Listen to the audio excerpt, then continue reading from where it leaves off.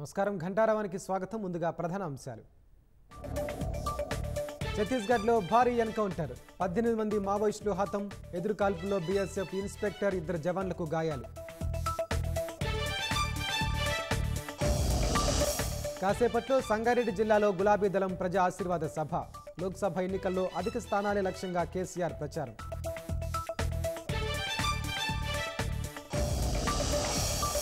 కాంగ్రెస్ భారాసును నమ్మే పరిస్థితుల్లో ప్రజలు లేరన్న భాజపా. హస్తం నేతలు అరచేతిలో వైకుంఠం చూపించారని కేటీఆర్ విమర్శ.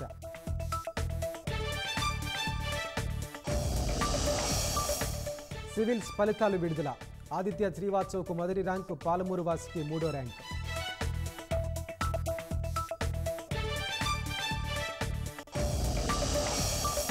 రాములోరి కళ్యాణ వేడుకకు ముస్తాబైన భద్రాచలం. భక్తులకు అన్ని విధాలుగా ఏర్పాట్లు చేసిన అధికారులు.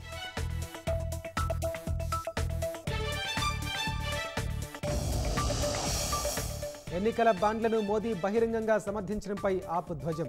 సుప్రీంకోర్టు వ్యాఖ్యలను ప్రధాని అవమానించారని మండిపాటు.